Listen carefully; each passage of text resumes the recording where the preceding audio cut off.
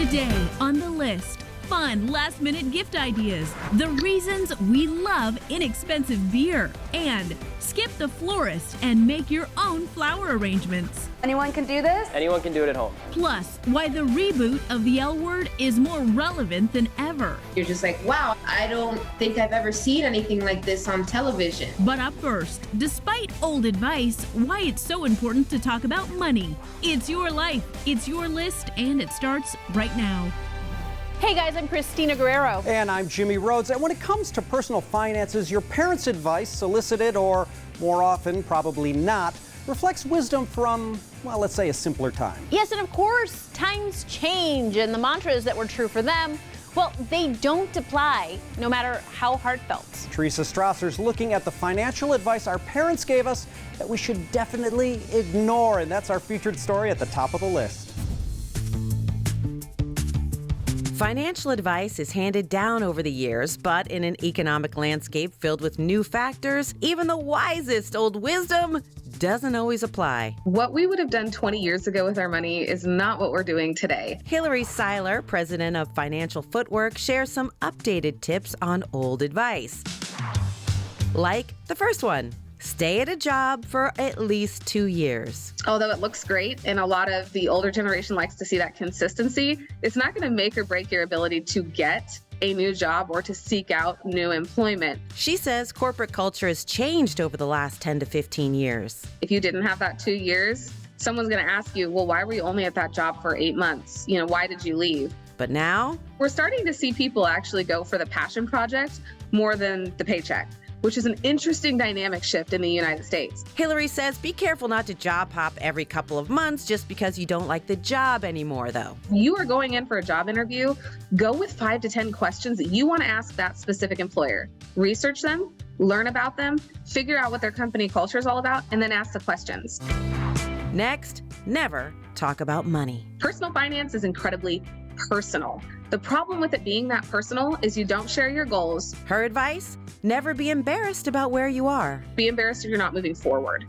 And that requires you to talk about money. Talking about it can help manifest it. The moment you start talking about it and beginning those conversations changes the game with how you're going to think about money, because now it's top of mind. The third outdated nugget of wisdom, you'll always have a car payment. If you're constantly trading up and you're constantly carrying a loan, you're never getting ahead. She says this trend has changed. A lot of younger generations are buying used cars and rolling it till it dies because they realize that they'd rather not have a car payment and be able to have the freedom to do other things. More public transit, ride-sharing services, and working from home have changed things big time.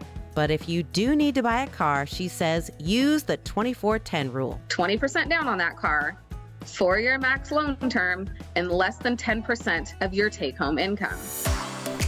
The last bit of outdated advice, use cash, not credit. So cash used to be king. I'm a firm believer credit is king. And the reason for that is because credit is actually a way that you can leverage your financial picture to build a little extra wealth without having to do anything different. She says a good credit score gives you access to things like home loans, better credit lines, and the ability to build a business. Plus, if you switch your mindset and put all the things that you must pay for every month on a credit card, and that credit card earns you rewards, you've just changed what is normally just an everyday expense to something that actually gives you a little bit back. The key is to be disciplined and pay it off in full every single month to maximize the benefits. So we have to make it feel more valuable, and we have to make it feel more strategic on a daily basis. Cashing in on modern financial advice is at the top of the list.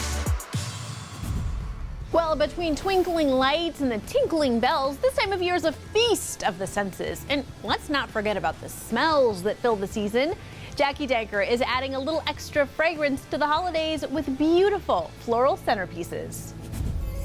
'Tis the season to make things pretty with flowers. Flowers bring happiness to any occasion, so your perfect holiday centerpiece is right here. Take it from Dylan Capshaw, owner of Stemistry in Scottsdale, Arizona, who is teaching us how it's done. So anyone can do this? Anyone can do it at home. Okay, let's get to it. Awesome. First things first, prep your base. First step is starting with our little green tray we have right here. Which you can grab at any craft store, and some floral foam. Buy a block and cut it to fit in whatever you're using. Awesome. We secured it with some floral tape on the bottom, and then Flowers need water, so you want to pour some water on there and get it nice and wet. And that's about good. All right. Perfect. Now it's time to place your greens. Why do we do the greens first? So greens first just helps get like a steady, even, and nice dispersed base. And he says they also help shape the arrangement. So this arrangement is a centerpiece and a circular shape. It's not too tall, so it can be in the middle of a table and everybody around the table can see it and enjoy it. So you can see grandma across the table. Exactly. For this, we used Cypress, we have seeded eucalyptus, and then silver dollar eucalyptus, and then we have some pine branches, which is perfect for the winter, right? Start with the longest greens first, making sure to cut the ends before you put them in. Perfect. Look how beautiful. Work your way up until the floral foam is completely covered. The goal is to get it to look really similar on all sides. I hope I'm doing good, Dylan. I promise, there's no way to mess up. Okay. It looks good. To fill it up even more, we brought in Italian ruscus. So pretty and shiny. and some salal tips, but you can grab any greens that catch your eye. Look at that. What do you think? I love it. Okay, awesome. Next, it's time to add in our bright flowers for a focal point. We're using holiday colors, so white and red roses. We have some little spray roses here, and then we have some red carnations. And he glued some pine cones on a stick for extra flair. These are so festive. Start by plugging in the biggest flowers. Roses and the larger carnations. And remember, Give them a fresh cup before they go in, just to make sure they're drinking a lot of water. How beautiful. and don't forget the pine cones. I think the pine cones are such a fun touch. Yeah, I agree. Then fill in any holes with the smaller spray roses. And ta-da! Yes, the gift of flowers. Absolutely. The only presents I need this year under my tree. Right. Finally, bring it all together by creating a tablescape. Our goal now is to incorporate the table and kind of make the arrangement flow with the table. Using some of the greens you used for the base, You're gonna start on the side and just start placing some stems. You can overlap them. Ooh, got it. So it looks like it's part of the arrangement. Exactly. It just like keeps flowing down the table. once you're happy with your greens, scatter in some pine cones and candles. I love it. Yeah, We did it. we did it. Wishing you a beautiful and fragrant holiday season with floral arrangements. While a lot of folks have it in their heads that the only place to get a beer is at a brew pub, don't give up on traditional, mass-produced beer you can find at the corner store. Even experts swear by an ice-cold Miller, Bud, or PBR every now and again, so we're checking out the virtues of cheap beer. Craft beer may be where you go for complex flavor, but experts say our best-loved brews are still the ones that are humble and homegrown. The most consumed beer in the United States is still domestic, largely produced beers. Sometimes it's fun to just crack open an ice-cold Budweiser or Corona or Miller High Life. Julian Wright, owner of Pedal House Brewery in Phoenix, Arizona, says cheaper beers that are brewed in mass quantities have a lot going for them. Starting with consistency. They have the most technologically advanced brewing equipment. They've got really talented brewers, and they're certainly able to brew mass quantities of beer very consistently. Everything from the color, aroma, and taste is tightly controlled in the big brew houses like Budweiser and Coors. The analogy is a little bit like McDonald's. You know, you can get the same Big Mac in St. Louis as you can in Maryland. But that consistent flavor can go south faster in a cheaper beer. Microbrewed craft beers will still taste palatable as they warm up. Okay, yeah. But a lot of domestic beers, mass-produced beers, will start to taste a little funky as they warm up. Yes. Our next virtuous fact about cheap beer is that it's usually lower in alcohol and carbs. A win-win for staying alert and watching your waistline. These come in around 4.2%, and even a Bud Heavy is probably only 5%-ish. Okay. Your typical IPA is probably 7, so those will get you on the dance floor a little quicker than a Coors Light, especially a Mick Ultra or even a Corona. And cheap beer doesn't have to be boring. This is where less expensive regional brands and Mexican beers shine, and everyone has a local favorite. I can only speak for Pennsylvania, where I grew up, and Yingling, which is slowly marching west, was a massively popular beer, that and good old Rolling Rock. I'm from the Detroit area, and it was all about the Strohs. With the liner in the can, supposedly tasted better, you got less of that tinny taste. A lot of people's introduction to Mexican beer right here. That's the #1 beer that most people were introduced to. Well, I tell you, on a hot day after you're done mowing the lawn, Corona with a lime, nothing lands like a Corona with a lime. Yeah, absolutely. Celebrating suds on a budget. I'm gonna give it a solid, not terrible. All right. We're toasting the virtues of cheap beer. Still to come on the list, bring the video arcade home for the holidays. And how to save more money on your groceries. We could bring healthy food choices to our consumers while reducing food waste. Plus, why the new version of the L word is still breaking barriers. The messy parts of people's lives, they're always the most relatable. All that and more ahead on the list.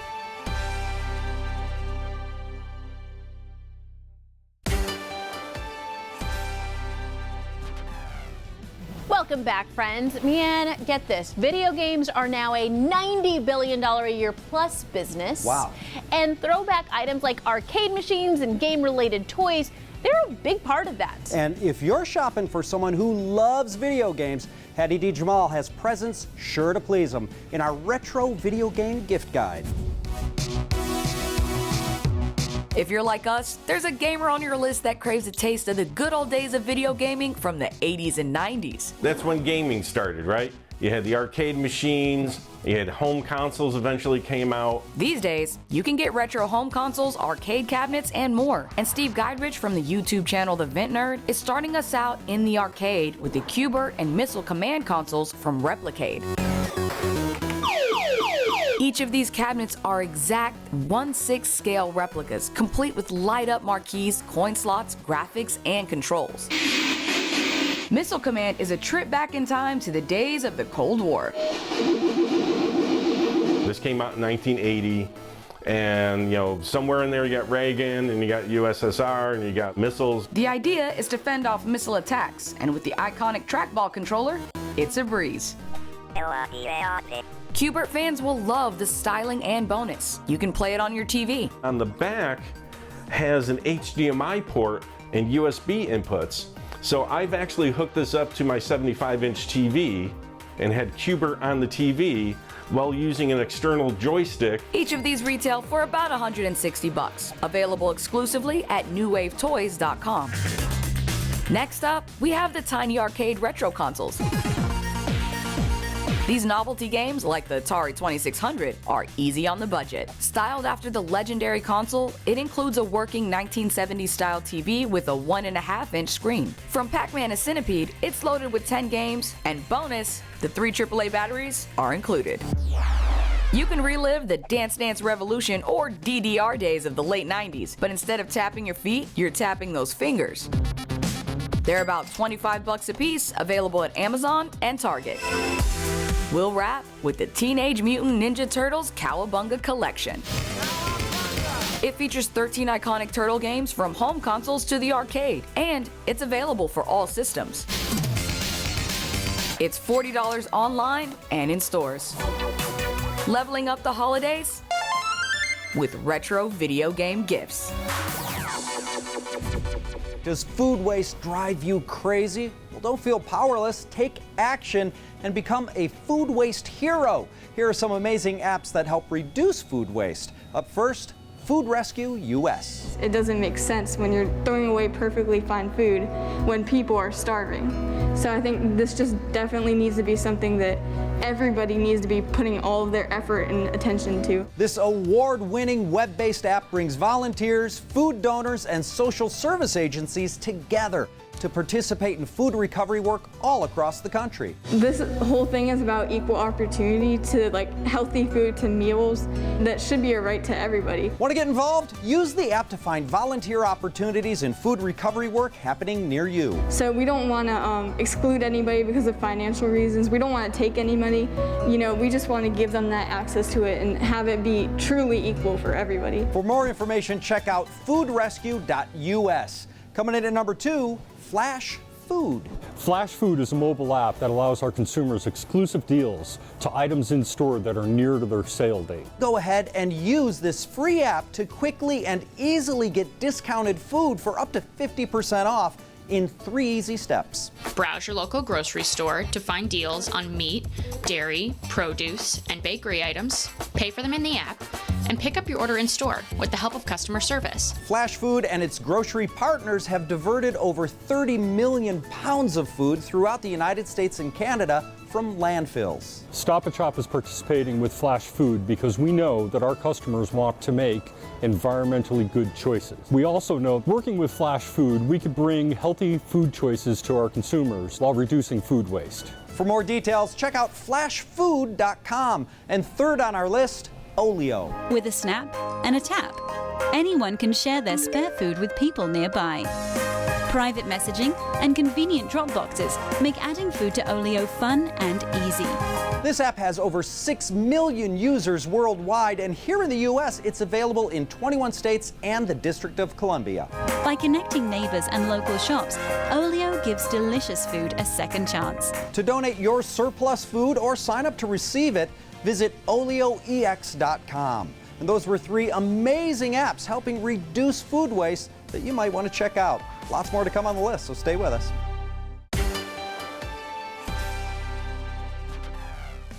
We are back. Today on the watch list, we're revisiting The L Word, a show that was truly history-making for the LGBTQ+ community, both in front of and behind the camera. Now, a few of the stars of the sequel series, The L Word Generation Q, told us about continuing its legacy. You guys are the best.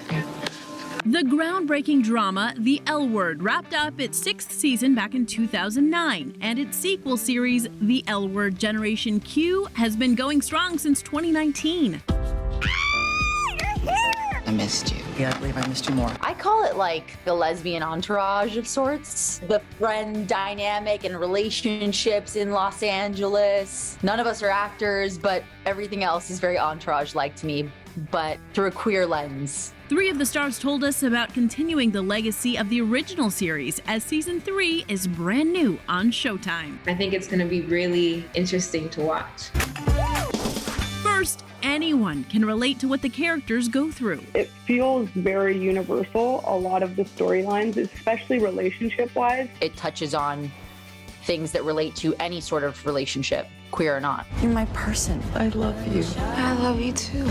Love and sibling dynamics and work and what it means to balance work and your love life. It really is for all people experiencing anything. The messy parts of people's lives, they're always the most relatable.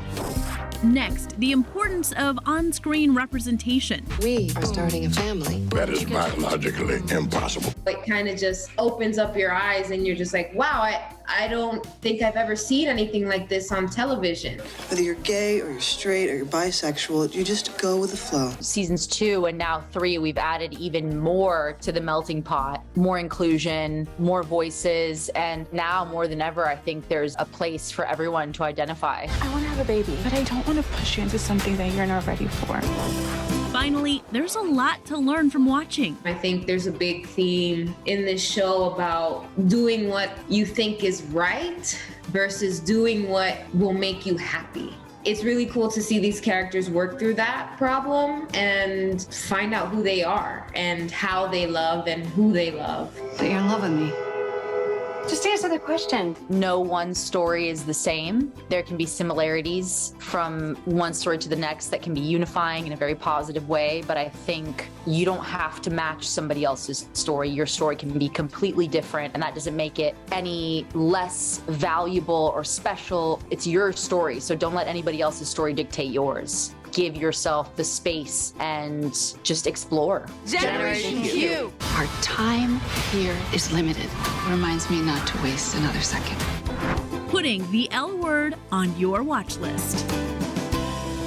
That looks like such a great series, and it's another important kind of representation on screen. Yeah, 100%.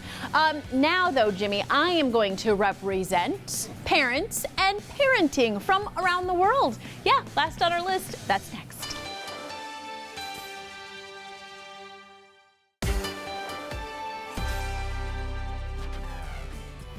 Hey guys, it's time for what's last on our list. Okay, we are both parents, probably parented differently, but more likely similar than folks from different parts of the world. Well, let's find out. This is from the Huffington Post. 9 parenting practices from around the world that may totally surprise you. And it proves that American parenting is not the only way to raise kids. Not at all. Okay, Jimmy, how do you feel about diapers? Probably someday, but I don't need them quite yet.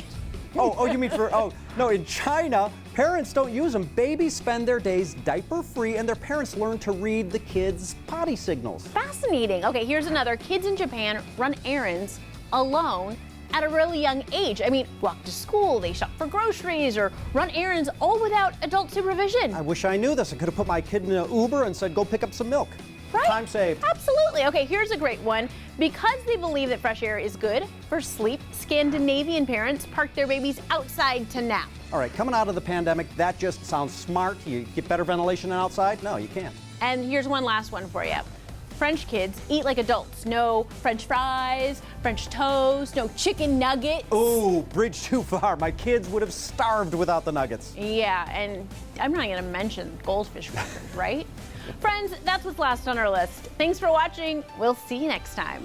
Tomorrow on the list, tasty advice served from a legendary pizza chef, Chris Bianco. All the lessons are in the things that we burn. And one-stop shopping for all your stocking stuffers. This is perfect for your mom, your mother-in-law, or just a best friend. Plus, the best way to choose a vacation rental. If they're not communicating clearly in a 6 to 10 hour period, I would not book with them. That's tomorrow here on The List.